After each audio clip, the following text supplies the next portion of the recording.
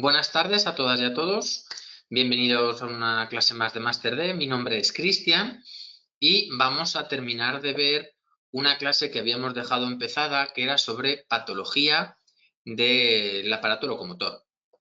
Habíamos visto ya las patologías de carácter óseo, las musculares y habíamos empezado las articulares, pero no las habíamos podido terminar. Entonces hoy me voy a centrar en explicar algunas de las más habituales, ¿vale? Centrándome en la parte articular. Como siempre, dos cosas importantes. La primera, la clase está siendo grabada, por lo tanto, luego se subirá al campus y la podréis volver a ver tantas veces como queráis, ¿de acuerdo? La segunda, por favor, cualquier duda que tengáis me la vais lanzando a través del chat. Veo que hay una compañera que tiene problemas para escucharme. Confirmadme si los demás me estáis oyendo, por favor.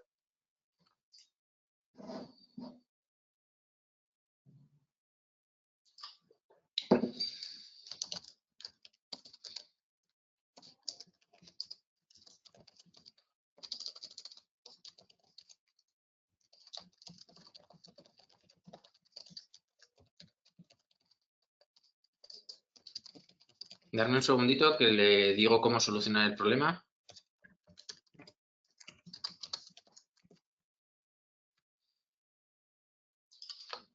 Vale. Genial. Vale. Solucionado este pequeño problema técnico. Lo que os decía, vamos a centrarnos en las patologías de las articulaciones. Obviamente tenemos un rato y no vamos a ver todas, pero vamos a hablar de las que yo considero que son las más habituales. Vamos a volver, aunque esta la dimos, la vamos a volver a nombrar, ¿de acuerdo? Vamos a repasar todas las articulares. Vamos a empezar por el esguince, que esta es una patología muy común y que seguramente la gran mayoría de los que estamos aquí en esta clase hemos sufrido al menos una vez a lo largo de nuestra vida. Son muy típicas en tobillo, sobre todo, y rodilla. También en dedos, en función de la actividad deportiva que se haga y estas cosas, pero fundamentalmente lo más habitual es en el tobillo.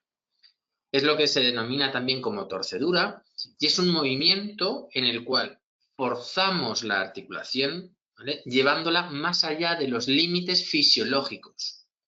Es decir, las articulaciones tienen un rango de movimiento, tienen un movimiento fisiológico normal y por lo que sea, por diferentes causas, yo me paso de ese movimiento normal, de ese movimiento fisiológico.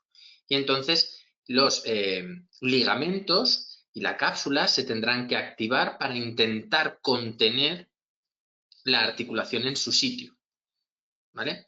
Si consiguen contener la articulación en su sitio y los huesos pierden momentáneamente el contacto pero vuelven a su sitio, hablaremos de un esguince. Si perdieran el contacto y no volvieran a su posición, estaríamos hablando de una luxación, ¿vale?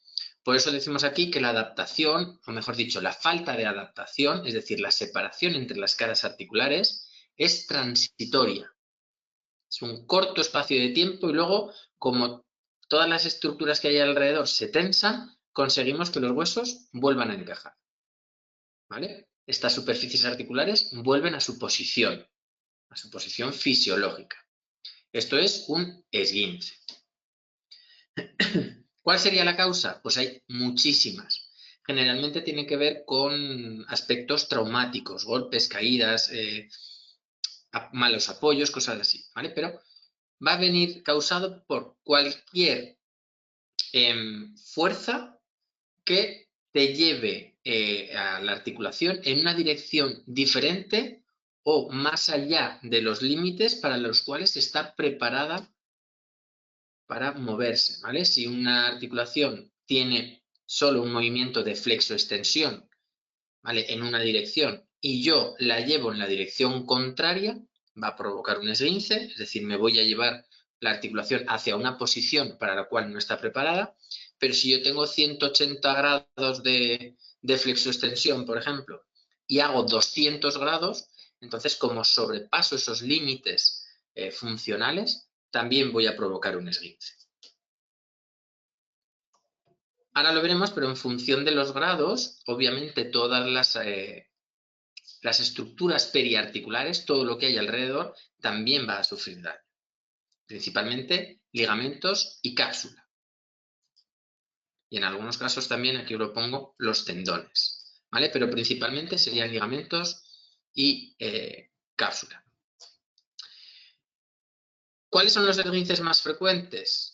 Pues ya os he dicho que principalmente serían rodilla, tobillo, fundamentalmente tobillo, pero depende un poco también de la práctica deportiva que estemos realizando, de los hábitos que tengamos, ¿vale? Porque se puede producir en cualquier articulación sinovial. Suele ocurrir más en personas jóvenes y adultas, ¿vale? Los niños son muy laxos, entonces esas estructuras periarticulares son más difíciles de dañar y las personas mayores son más rígidas, de forma que muchas veces es más fácil que se produzca una fractura de un hueso antes que un esguince de la articulación.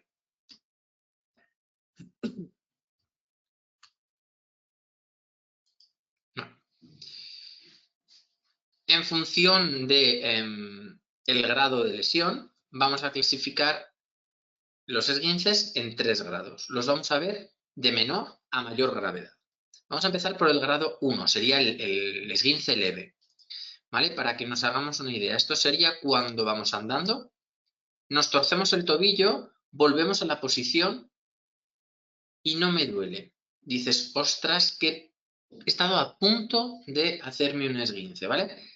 Te tuerces el tobillo, pero enseguida vuelves a la posición, tú puedes seguir caminando, te puedes notar cierta molestia, se te puede inflamar un poquito, pero no pierdes funcionalidad, es decir, tú puedes seguir caminando sin ningún problema. Esto ya sería un grado 1, ¿vale? En este caso, la lesión del ligamento va a ser parcial. El ligamento se puede quedar distendido, pero no se rompe, ¿vale? Las lesiones de este ligamento son microscópicas, son muy pequeñas. ¿Entendido?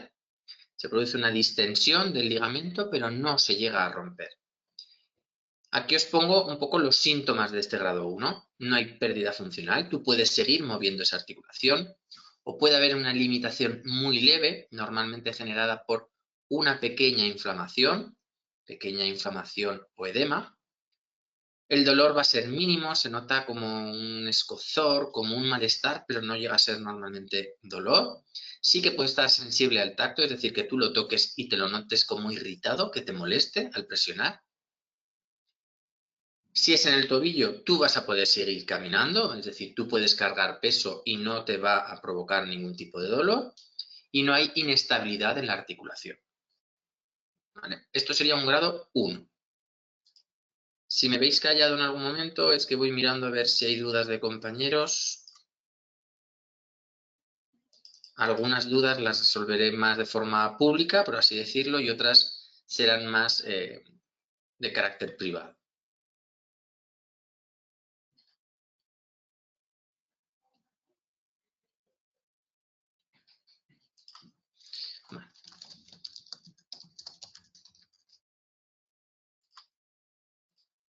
Vale, me hacen una preguntilla. Diferencia entre el dolor en un esguince de rodilla con una luxación de rodilla. Pues lo primero, que en la luxación de rodilla, en un esguince, las caras articulares se separan, pero vuelven al sitio. Tú podrás apoyar con más o menos dolor, ¿vale? Podrás mover un poquito la articulación, pero a lo mejor en función del grado, ahora lo veremos, no puedes mover mucho. Cuando tú tienes una luxación, es que no la puedes mover. Es que las caras articulares se han separado y está fuera de su sitio. Es que no puedes mover la articulación. El dolor es muchísimo más grande. ¿De acuerdo? Seguimos con los síntomas del esguince y ahora vemos los del grado 2. El grado 2 ya sería un grado moderado. Ya va a haber una lesión un poquito más grande que la anterior. Hay una lesión incompleta de un ligamento, es decir, se va a empezar a romper un ligamento, pero no se rompe del todo. ¿Vale? Se puede deshilachar o desgarrar el ligamento, pero la lesión es parcial, no se rompe todo el ligamento. En cuanto a los síntomas de este grado, va a haber una limitación parcial de la función y del movimiento, va a aparecer dolor cuando intentemos mover esa articulación. El dolor y el edema ya son más importantes que en el grado 1, aunque sí que es cierto que la inflamación no siempre va asociada al grado. Hay grados 1 que se inflaman mucho y grados 3 que casi no se inflaman. Entonces, normalmente sí que va asociado, pero no siempre. Por eso se suele decir que a la hora de hacer un diagnóstico de un esguince no hay que dejarse llevar solo por la inflamación. Va a aparecer equimosis, moraduras, edemas, moratones, todas estas cosas. Va a haber una discapacidad funcional moderada, no vas a poder mover bien la articulación. Y va a haber inestabilidad unilateral de leve a moderada. Aquí, sobre todo si estamos hablando de un tobillo. No vamos a poder mover ese tobillo, no vamos a poder apoyar ese tobillo. ¿Esto cuándo pasa? Pues a todos todos habremos estado caminando o corriendo, nos hemos torcido el tobillo y de repente ya no podemos apoyar el pie. Ahí como mínimo tendremos un grado 2. Cuando ya no podemos apoyar, buscamos una compensación y normalmente caminamos con la punta del pie, porque no soy capaz de apoyar todo el tobillo. ¿Vale? Si nos pasa esto, ya estaremos ante un grado 2. Fijaros como aquí ya aparece equimosis, ya aparece moradura, ya aparece pues el moratón que se suele decir, ¿de acuerdo? Cuando aparece esto es porque algo ya se ha roto y al romperse sangra. Entonces, si hay este tipo de signos, ¿vale? Ya estaremos ante un grado 2, como mínimo. Y luego el grado 3 sería el grado más grave. Y aquí ya la lesión del ligamento es completa. ¿Vale? Ya se desgarra del todo, se rompe el ligamento. Es una ruptura total del ligamento. Obviamente, los síntomas van a ser más graves. Se pierde la función y el movimiento, no podemos utilizar para nada esa articulación, el dolor es más intenso, el edema en principio es más severo, la equimosis también es más severa y ya hay una inestabilidad mecánica más importante. ¿Por qué? Porque para mantener una articulación en su sitio tenemos los ligamentos. Si yo pierdo ese ligamento, pierdo esa sujeción y mi articulación va a estar mucho más inestable por ese lado. ¿Entendido? Si buscáis información, incluso en algunos manuales, podéis leer un grado 4. Un grado 4 normalmente va asociado con traumatismos importantes, accidentes de tráfico y hace referencia a cuando todo está roto, ¿vale? Cuando todos los ligamentos, cápsulas se rompen, ¿vale? Pero no deja de ser un grado 3 en cada una de las estructuras, ¿de acuerdo? Pero que lo sepáis. Si leéis que existe un grado 4, lo normal es nombrarlos 1, 2 y 3, pero si hacen referencia al grado 4 es cuando todas las estructuras se rompen.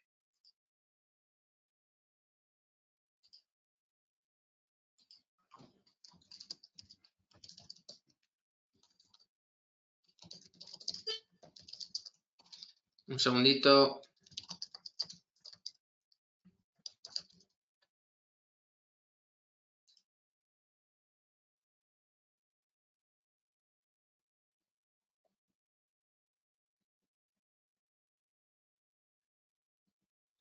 Me preguntan, luego vamos a hablar un poco de las luxaciones, ¿vale? Pero ya que me las vais lanzando alguna preguntilla, las voy contestando. ¿Cuál es el matiz que diferencia la luxación y el esguince de grado tercero o cuarto? Pues el matiz es que en un esguince las articulaciones vuelven al sitio, las carillas articulares se vuelven a unir, mientras que en la luxación las carillas articulares se separan. No están en contacto los dos huesos. Ese es el matiz, la diferencia entre un esguince y una luxación. Obviamente en la luxación también habrá problemas de todas las estructuras periarticulares, problemas de ligamentos, de tendones, de cápsulas.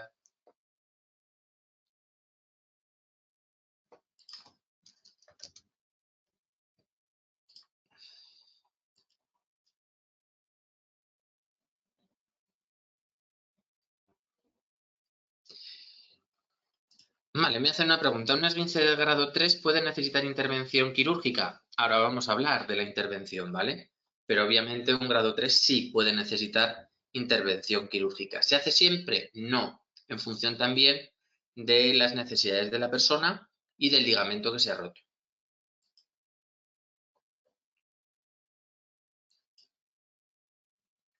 Me preguntan, ¿tiene que haber necesariamente un cardenal o derrame en el moderado grave? Sí, porque si se rompe el ligamento, sangrará y saldrá ese cardenal, ¿vale?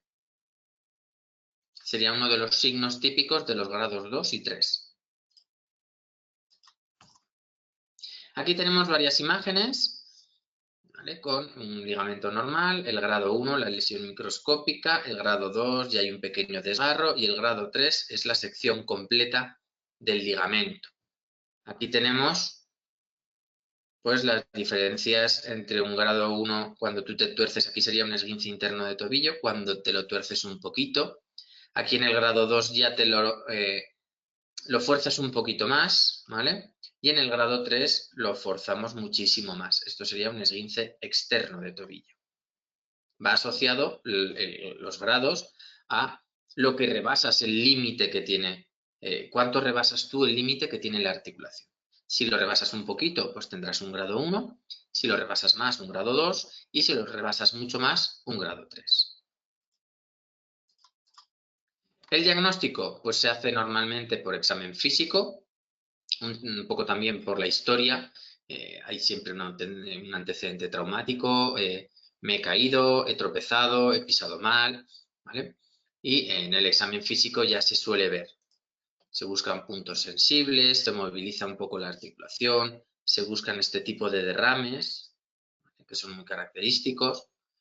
Se suele hacer una placa para ver si es un esguince o si puede haber algún tipo de fractura y normalmente se para aquí. El examen físico y la radiografía suelen ser suficientes para el diagnóstico. Sí que es verdad que a veces se hacen resonancias magnéticas, tomografías computerizadas, se hacen ecografías, pero esto ya es más raro que nos lo hagan. ¿De acuerdo? Normalmente, ya os digo, por examen físico y radiografía te hacen el diagnóstico. En cuanto al tratamiento, pues en las primeras 24 o 48 horas se suele recomendar el método conservador, ¿vale? El método RICE en inglés o DICE, ¿vale? En castellano. Reposo, hielo, compresión y elevación, ¿vale? Que es lo mismo que descanso, hielo, compresión y elevación. A nivel farmacológico, antiinflamatorios no esteroideos y analgésicos para el dolor.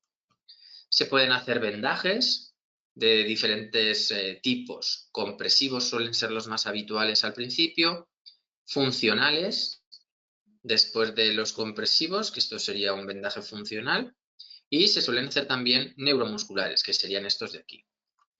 Luego, en función del grado y de las necesidades, se puede necesitar rehabilitación para trabajar la propiocepción, la flexibilidad, recuperar la fuerza muscular, ganar otra vez estabilidad en la musculatura, perdón, en la articulación que se ha lesionado. Y en los grados más graves y en los casos más graves, cirugía. ¿De acuerdo?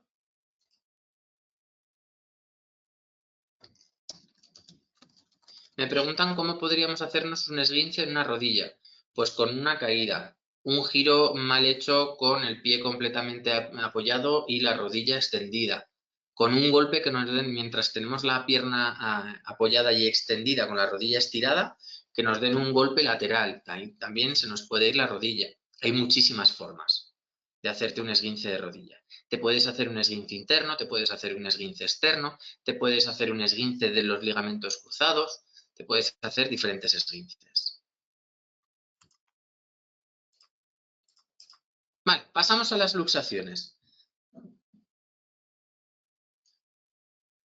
Las luxaciones son lesiones en las cuales las carillas articulares, ya hemos dicho, que pierden el contacto. Fijaros aquí cómo el cúbito y el radio se separan del húmero, cómo los cóndilos femorales están fuera de la tibia, la rótula tampoco está en su sitio, aquí como la cabeza del húmero no encaja con la cavidad glenoidea de la escápula. Todo esto son luxaciones.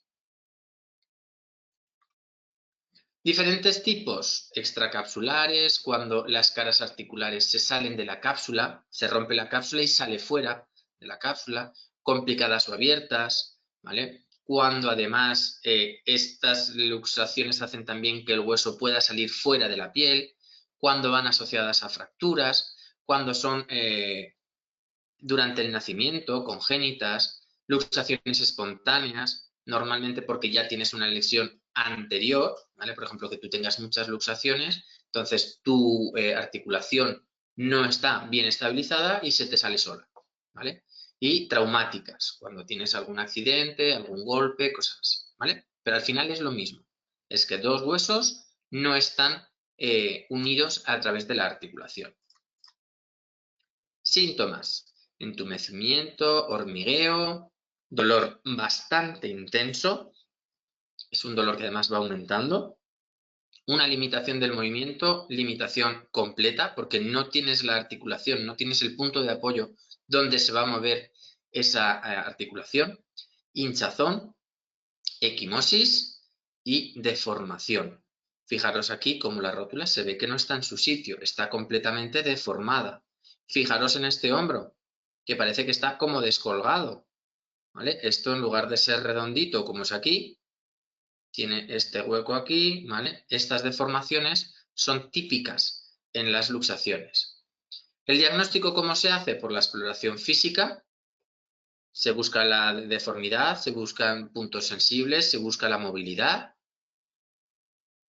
y normalmente por una radiografía. Con estas dos, con la exploración física y la radiografía, se ve perfectamente y se hace el diagnóstico. A veces, en función también de qué parte afecta o qué pueda estar afectando toda esta luxación, se hacen electromiografías o resonancias magnéticas. Pero ya os digo, lo normal es por la exploración física y la radiografía para comprobar que aparte de la luxación no hay nada roto, se hace el diagnóstico. La intervención, pues tiene que haber una reducción. Si normalmente son reducciones cerradas, es decir, no hay que operar, la gran mayoría. Las luxaciones tenéis que pensar que tenemos se suele decir que tenemos en torno a 20-30 minutos para recolocarlas con un grado de dolor aceptable. Y os lo pongo entre comillas. ¿Por qué? Porque duele muchísimo. Pasados esos 20-30 minutos, si te intentan recolocar la articulación, en ocasiones se necesita anestesia general para poder dormir a la persona para colocarle la articulación, porque duele muchísimo, ¿vale? Una vez que está colocado, se pone una inmovilización. En algunos casos hay que operar para recolocar, ¿vale? Y luego inmovilizar. A nivel de tratamiento farmacológico, pues se suelen utilizar también los antiinflamatorios no esteroideos y los analgésicos. Y después sí que sería interesante hacer una rehabilitación y sobre todo ejercicios de fortalecimiento. Las más habituales son las luxaciones de rótula y sobre todo las de hombro, ¿vale? Las de hombro por las condiciones de las carillas articulares, ¿vale? La cabeza del húmero es muy grande en comparación con la superficie articular de la escápula. Esto nos da mucha libertad de movimiento. De hecho, el hombro es una articulación de las más móviles del cuerpo, por no decir la más. Pero tiene otra desventaja, y es que es más fácil que se salga. Entonces, una vez que se ha salido, tenemos que intentar fortalecer todas las estructuras que tenemos alrededor del hombro para que sujeten la articulación. ¿De acuerdo?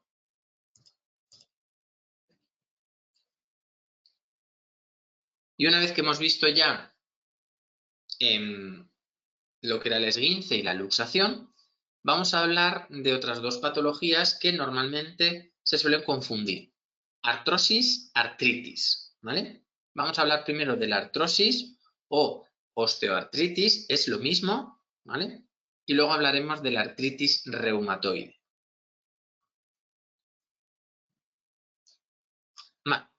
La artrosis es una enfermedad reumática crónica que se produce, en la cual se produce la degradación del cartílago articular, ¿vale?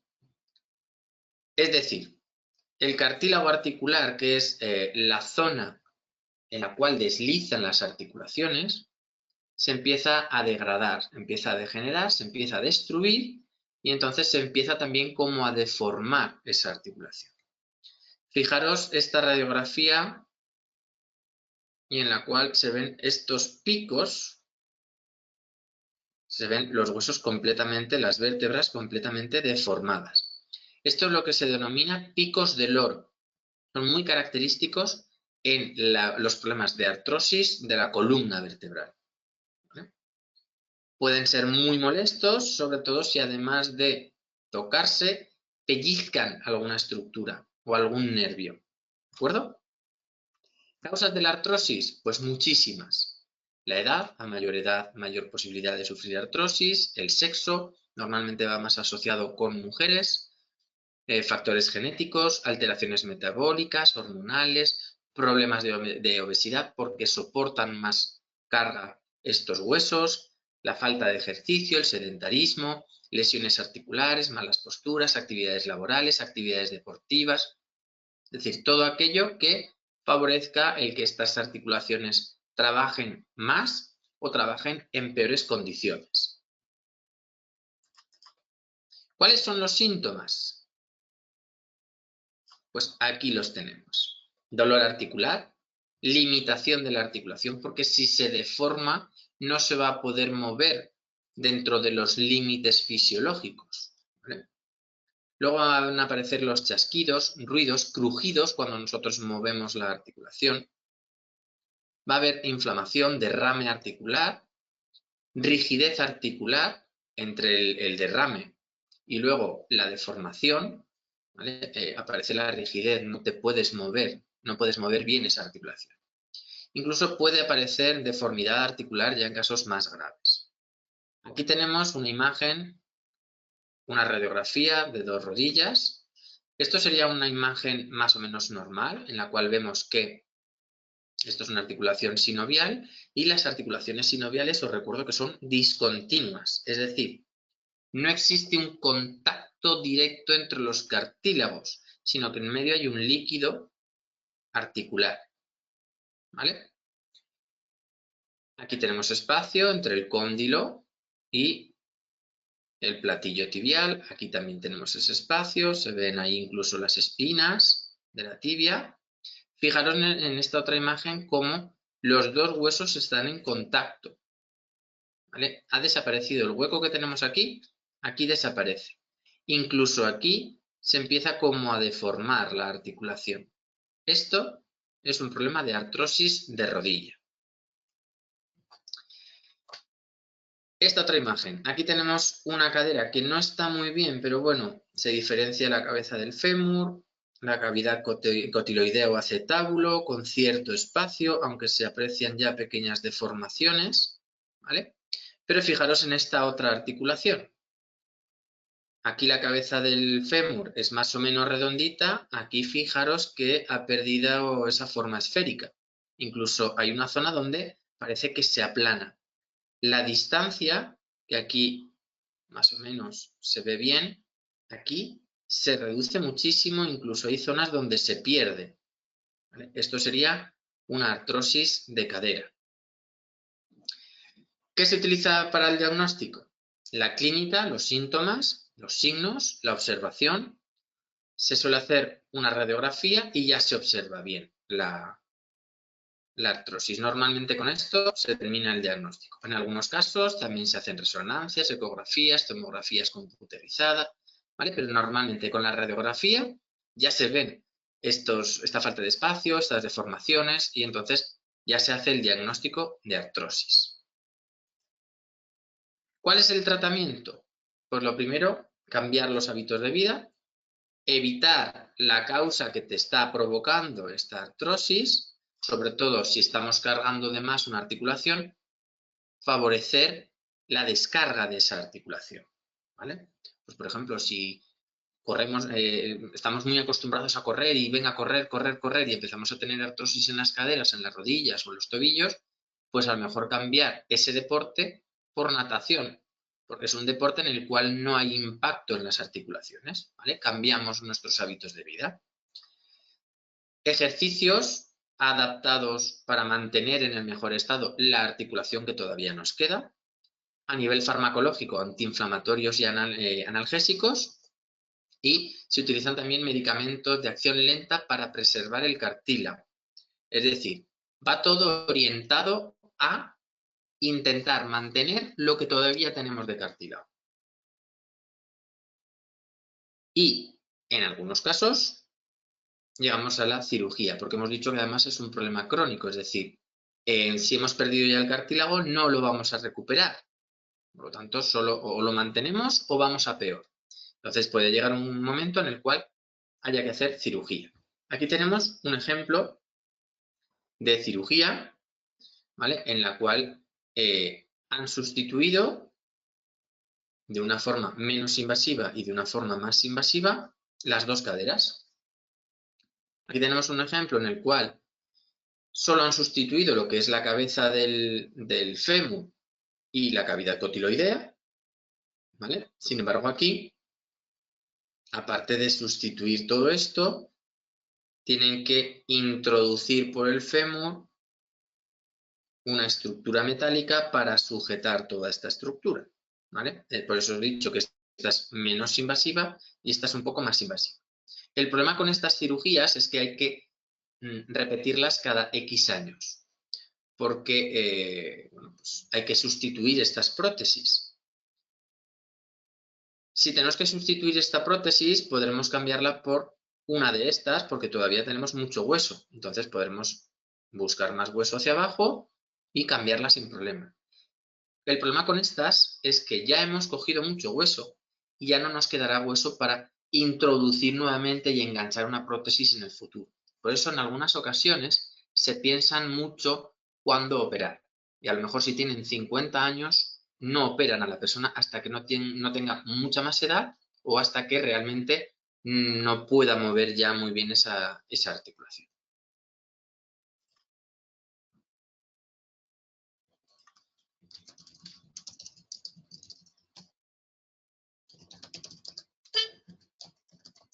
Un segundito.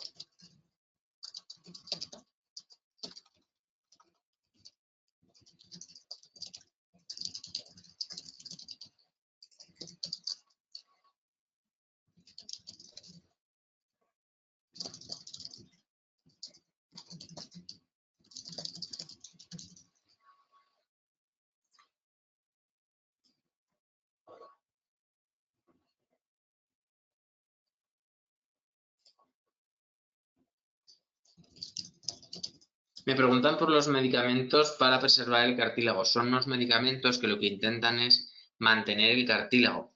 No te van a generar nuevo cartílago, sino que van a intentar que tu cuerpo tenga todo lo necesario para mantener el cartílago en las mejores condiciones, ¿vale? Mantener lo que te queda, ¿vale? Pero ya os digo, no va a generar nuevo cartílago. Me preguntan si se puede cambiar una prótesis de rodilla. Sí, se pueden cambiar sin problema. El problema es que si ya es muy, muy, muy invasiva, habrá que buscar más hueso y hacer una operación más invasiva para enganchar esa prótesis, pero se pueden sustituir. Me preguntan, ¿de qué suelen ser comúnmente las prótesis? Pues hay muchas, de rodilla y de cadera. Yo creo que serían las más habituales. Las prótesis de cadera, sobre todo, y las de rodilla.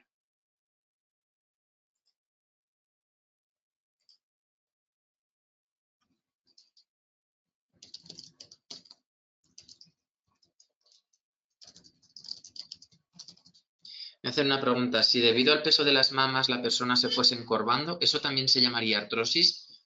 Depende. Para que haya artrosis tiene que haber una degeneración de los cartílagos articulares.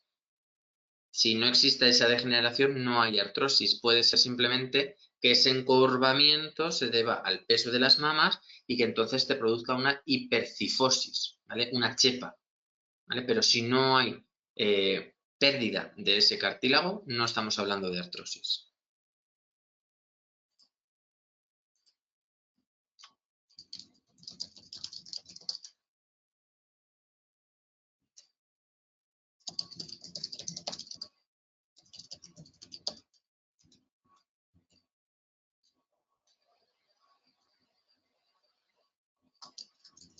Un segundito.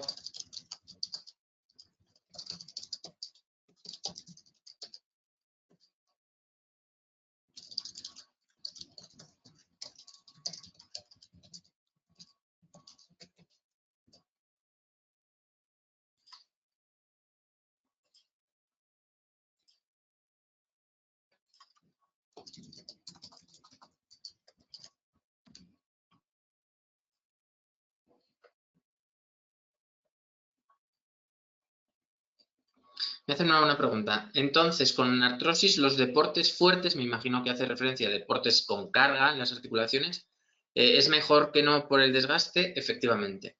Normalmente cuando ya tienes artrosis de rodilla, de cadera, todos los deportes de impacto se prohíben o se intentan reducir. Se intentan sustituir por deportes en los cuales no hay impacto en estas articulaciones. Pues, por ejemplo, sustituir el correr por ciclismo, natación, este tipo de deportes en los cuales no hay una carga tan importante en las articulaciones, sobre todo no hay una caída sobre las articulaciones.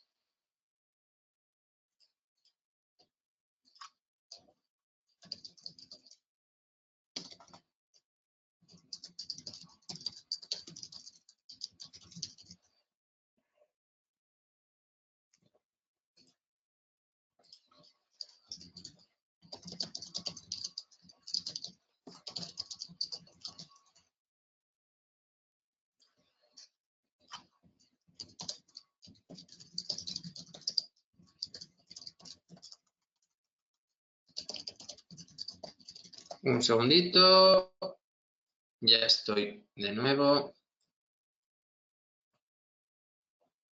Vale. Continuamos. Ahora vamos a ver la artritis. Nos queda la artritis y la bursitis, si no me equivoco. La artritis reumatoide es una enfermedad autoinmune, es decir, nosotros nos atacamos a nosotros mismos, en la cual se produce una inflamación de las articulaciones y de los tejidos de alrededor, pero que además puede afectar a otros órganos, ¿vale? Es decir, es una patología en la cual se suelen afectar las articulaciones, se inflaman las articulaciones, pero también puede afectar a otros órganos, sobre todo piel, ojos, pulmones, corazón, todo lo que sea a nivel cardiovascular, riñones, glándulas salivales, tejido nervioso, médula ósea, ¿vale? No solo es un problema articular, que normalmente lo asociamos a esto, puede causar también problemas en otros órganos.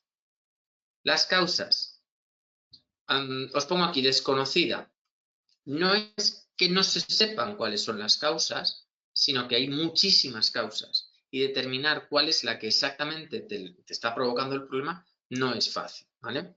Ahí viene asociada con temas genéticos, con temas ambientales, con temas hormonales, ¿vale? Pero siempre hay una respuesta autoinmune de nuestro cuerpo que destruye esta articulación, ¿de acuerdo? Ataca a nuestra propia articulación. Es como si reconociera como extrañas nuestras propias células y las ataca. Síntomas. Uno de los síntomas cuando afecta a las articulaciones es la simetría. Es decir, cuando te afecta a una articulación, te afecta a la misma articulación del lado contrario. Es muy característico en los dedos de las manos, de los pies, en las rodillas, en los codos, pero siempre de forma simétrica. Sin embargo, la artrosis, hemos visto que no guarda esa simetría. Tú puedes tener artrosis en un lado y en el otro lado no. En la artritis reumatoide existe esta simetría.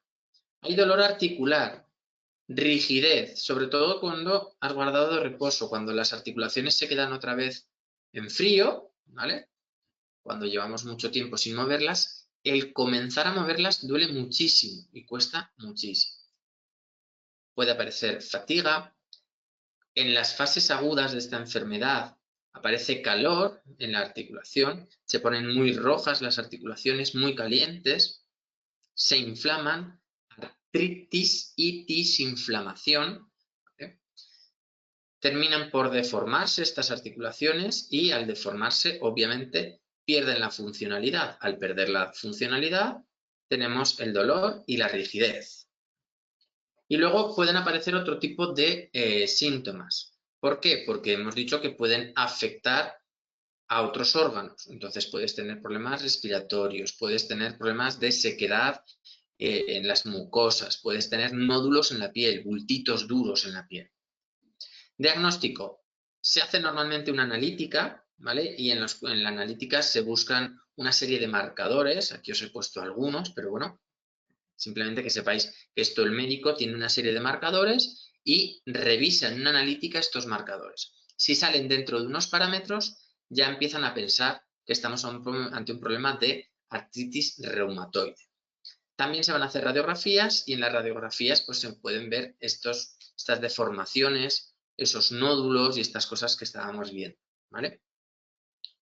Y se pueden hacer también en ocasiones resonancias magnéticas, pero normalmente con la analítica, la clínica y la radiografía es más que suficiente.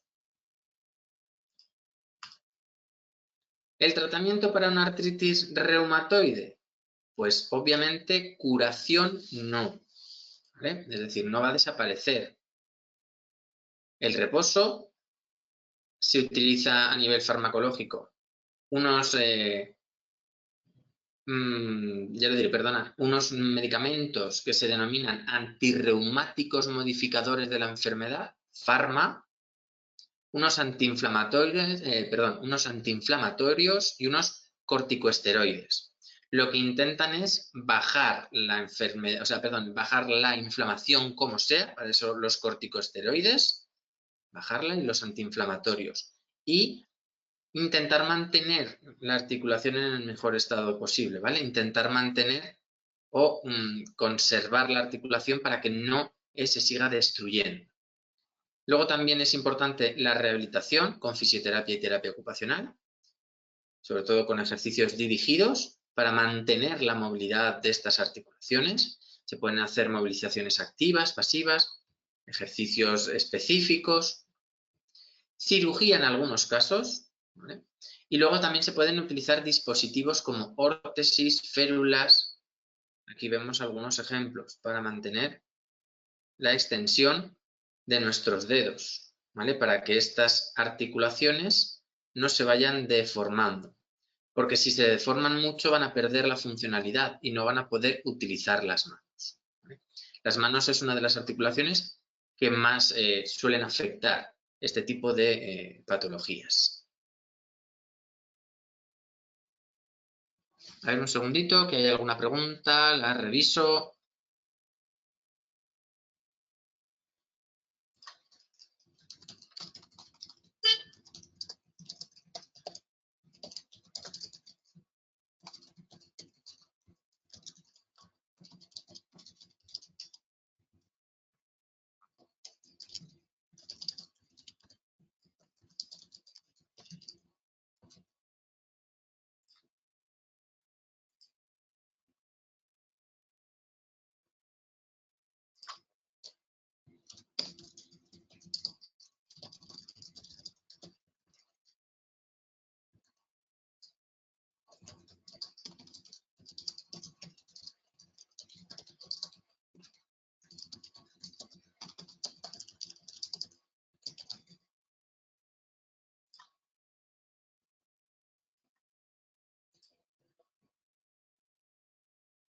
Me hace una pregunta, si es bueno tomar colágeno hidrofilizado para la artrosis y la artritis.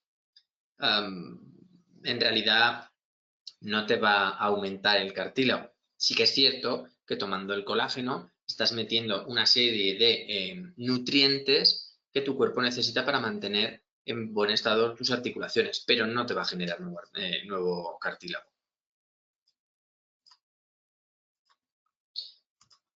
Vale, aquí tenemos una diferencia entre la artritis y la artrosis. Esto está sacado de internet, es una imagen, ¿vale? Sacada de la Sociedad Española de Reumatología.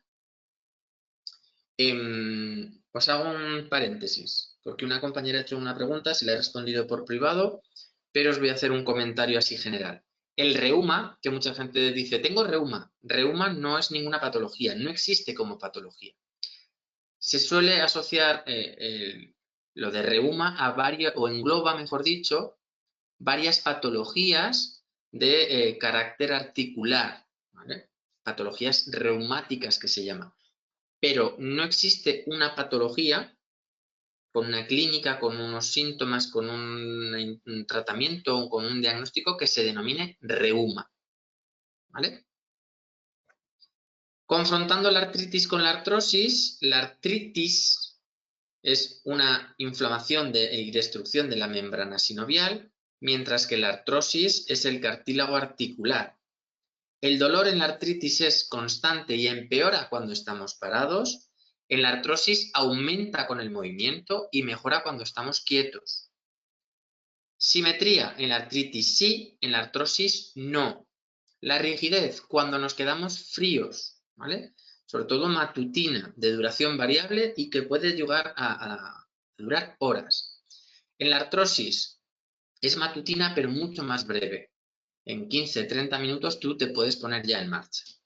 Deformidad, en ambos casos pueden aparecer deformidades. En la artrosis aparecen una serie de bultos, de inflamaciones, normalmente en las articulaciones, bueno, normalmente no, en las articulaciones, y en función de dónde están y de cómo se producen, tienen diferentes nombres, ¿vale? No voy a entrar en esto ahora. En la artritis aparecen nódulos duros en la piel, ¿vale? Ya hemos dicho que pueden aparecer otro tipo de síntomas en otros órganos. Uno de los más importantes, uno de los problemas asociados a la artritis reumatoide más importantes es el síndrome de Sjögren, ¿vale? Que tiene mucho que ver con la sequedad. Sequedad de glándulas salivales, de la boca, jugos digestivos, flujo vaginal, en las mucosas, ¿de acuerdo? Sequedad de las mucosas. Así vemos la diferencia de forma un poco general entre artritis y artrosis. Y vamos a terminar las patologías articulares hablando de la bursitis, otra itis, otra inflamación de una bursa. Una bursa no deja de ser una bolsa de líquido seroso, ¿vale? De un líquido así como un poquito más gelatinoso, por así decirlo, que están colocadas en zonas de roce o de presión entre nuestros músculos, nuestros huesos, nuestros tendones. Es decir, son como una especie de cojines que tenemos colocados en puntos estratégicos donde puede existir roce o presión. ¿Vale? Aquí, por ejemplo, tenemos bursas de la rodilla. Tenemos una por delante de la rótula, otra por encima de rótula por debajo del tendón del cuádriceps, otra por debajo del tendón rotuliano, otra la tendremos por debajo de lo que es la pata de ganso. ¿Causas de estas bursitis? Sobresolicitación de las articulaciones, sobreuso, trabajamos demasiado con esas articulaciones, les metemos mucha presión, traumatismos, infecciones, idiopática, es decir, no sé dónde viene, pero se ha inflamado. Y relacionados con otras patologías como la gota, la artritis reumatoide y otras patologías. ¿De acuerdo? Seguramente este tipo de rodillas lo habréis visto en alguna abuela que durante muchos años no tenían fregona y fregaban de rodillas. Ese exceso de presión hacía que se les inflamara y se generara esta bursitis. Aquí tenemos otra bursa muy típica en estudiantes, por ejemplo, cuando trabajan mucho tiempo, o mejor dicho, estudian mucho tiempo apoyando los codos, se puede irritar la bursa que tenemos ahí y se pueden inflamar de esta manera. Síntomas. En ocasiones no duelen, no notas nada y es algo más estético, ¿vale? Pero depende de la inflamación, puede aparecer dolor, sobre todo que va a aumentar cuando tú muevas la articulación y cuando presiones esta inflamación. Puede aparecer rigidez articular porque está tan inflamado que no te permite mover bien la articulación. Obviamente la inflamación es visible y también se va a enrojecer. Fijaros aquí qué rojo lleva la zona del olecrano. Toda esta zona está súper roja. El diagnóstico. Con la clínica ya te van a dar el diagnóstico de que es una bursitis. En algunos casos se hace una extracción del líquido para ver si por algún casual está provocado por algún tipo de infección. Y se hace el cultivo para ver qué bicho es el que está provocando esta infección. A veces pueden hacer radiografías, ultrasonidos, resonancia, pero normalmente con la clínica es más que suficiente. El tratamiento. Pues al principio es un tratamiento un poco conservador, aplicando hielo para bajar la inflamación, descanso, a nivel farmacológico, pues antiinflamatorios no esteroideos, corticoides, antibióticos, si está provocado por una infección. Se pueden hacer ejercicios fisioterápicos, ejercicios dirigidos, ¿vale? Para mover bien la articulación.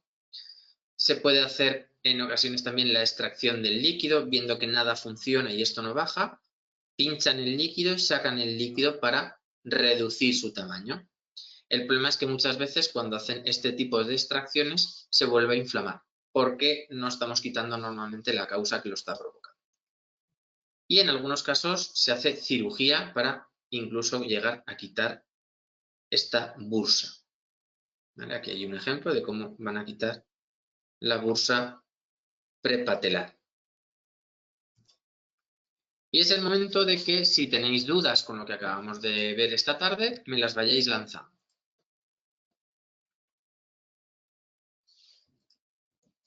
Me hacen una pregunta. ¿Los picos de los que he hablado antes aparecen solo en la zona de la columna o también en alguna otra zona?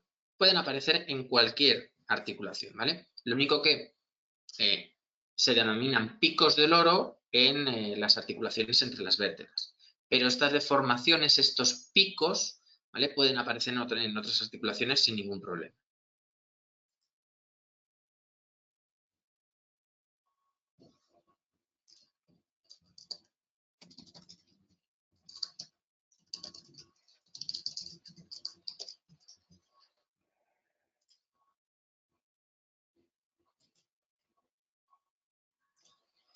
Me preguntan, ¿el quiste de Baker pertenece también a esto? No. El quiste de Baker es un quiste que aparece en el hueco popliteo, pero no está relacionado con esto.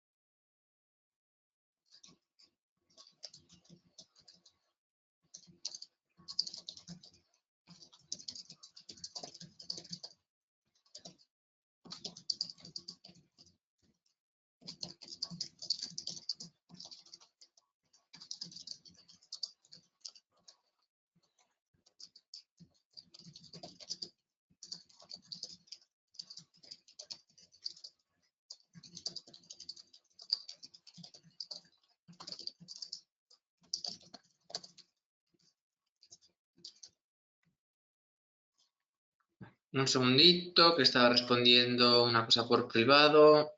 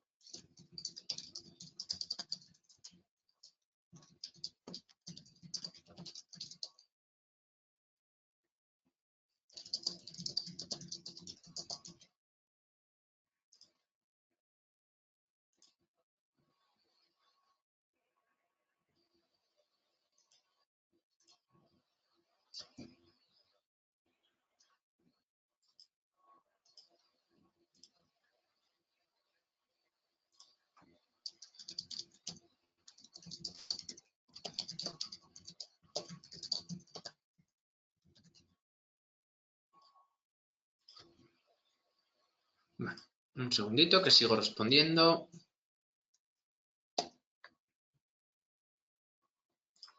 Algunas preguntas las hago muy concisas, ¿vale?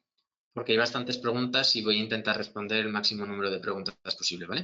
De todas maneras, si os quedáis con alguna pregunta en el tintero, me las podéis mandar a través del correo, que yo en cuanto las vea las intentaré responder, ¿de acuerdo?